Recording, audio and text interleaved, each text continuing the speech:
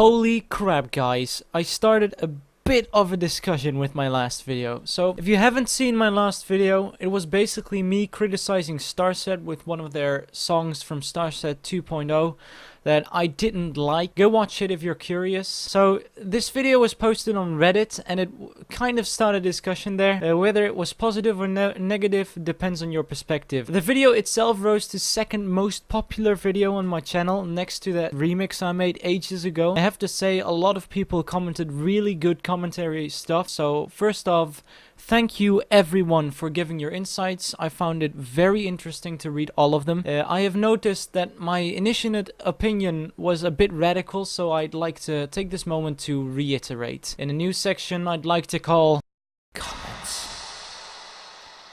I hope to do more of these, but that will probably not be soon. With a subscriber base of around 20, you don't get a lot of comments, so I've got to do it with what I've got. Also, sorry for not uploading last week. I try to keep up weekly uploading, but it's going to be difficult with school and all that. Alright, so first of all, the comments from Reddit, since it all started there. Lunar Sky said, super nitpicky. They released a deluxe version of Transmissions as well, and it had some pretty bad remixes on there that were worse than Bringing It Down 2.0. If anything, I'm most bothered by people calling this a third album.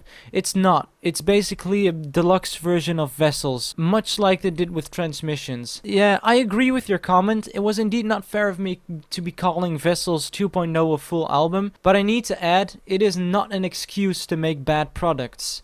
They've shown that they can make something good, so then take your time to make something good. The Prox Transmissions said, Lamau, it's 2.0 of a song. Like, why did they expect it to be a remix and completely different? I said in the video that it wasn't my expectation that it would be completely different. Now, I didn't expect it to be something completely different since it is called Bringing It Down 2.0. I only said that you can be original and add something new to a song that already exists. It takes a lot of effort to fully produce, release and promote a song. Why go through all that effort if it's almost the same anyway? This is why I am a big fan of the acoustic versions of songs, because they're the same yet different in an original way yet familiar way. Squish Squish Beep said, I have to admit Dustin cannot sing well live at all. And then there's a bunch of comments saying that he has been improving. I have to agree, it was pretty bad, but he has been improving. I don't know if you've ever seen a live performance of his old band Downplay. That compared to now is such a difference. I think he is going the right way, but he's not quite there yet, unfortunately.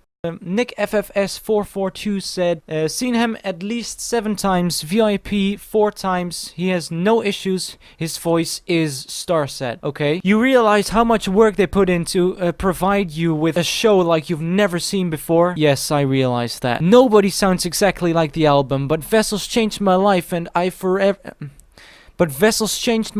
I am forever grateful for him and the rest of Starset. Okay. I appreciate your comment, but it is a little bit besides my points. This was kind of a reaction on somebody else, but I found it a good comment to clarify a few things. I never questioned the hard work they put into their music. I never questioned the amazing shows they put up, regardless of their flaws.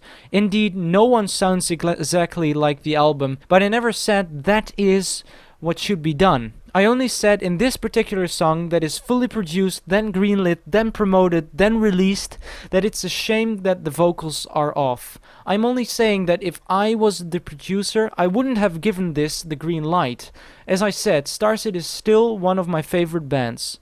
Alright, underscore BBOT said, I'm really struggling with the vocals as well. The only time I saw Starset live was literally the first time I heard of them, so I don't recall how the vocals were.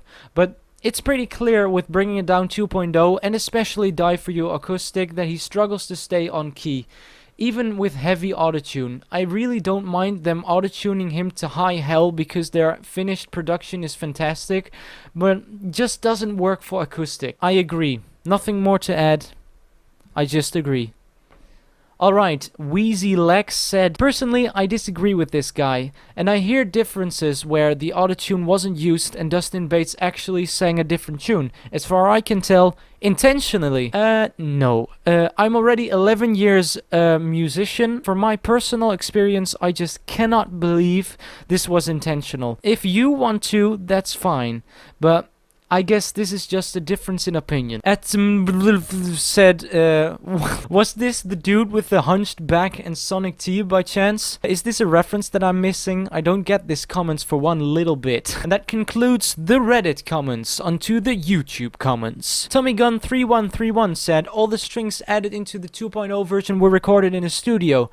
There is a video on Dustin's Instagram showing it. Yeah, I noticed after I made the video as well.